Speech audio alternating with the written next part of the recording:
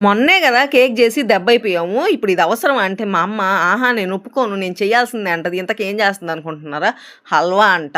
మొన్నే కదా మా కేక్ విషయంలో దెబ్బయిపోయాము. ఇప్పుడు ఈ హల్వా దెబ్బతో మనం మబ్బు మొహాలు పెట్టాల్సొస్తదండి. మా అమ్మ ఒక పట్టాన ఇనదయిపోయా. సర్లే ఆ హల్వా రెసిపీ ఏదో మీకు గూడా చెప్పేస్తా. కొంచెం చెవులెట్టేయండి.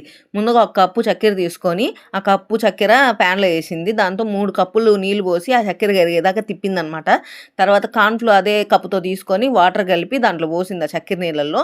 తర్వాత కొంచెం ఫుడ్ కలరు, కొంచెం ఇలాచి, కొంచెం నిమ్మరసం పిండి లాస్ట్‌లో కొంచెం ఆయిలేసి బాగా కలిపింది ప్యాన్ నుంచి సెపరేట్ అయ్యేదాకా. అది ట్రాన్స్‌పరెంట్ మన మొహాలు కనిపియాలంట హల్వాలోంచి. అదొచ్చేదాకా కలపమంది. సరే అట్టాగే కలిపిందనమాట. తర్వాత పిస్తా, జీడిపప్పేసి గార్నిష్ చేసి కొంచెం ఆయిల్ పూసి కేక్ ప్లేట్‌లో అయితే ఏసింది. పైన మళ్ళా కొంచెం జీడిపప్పు, పిస్తా ఏసి కాసేపు ఫ్రిడ్జ్‌లో పెట్టింది.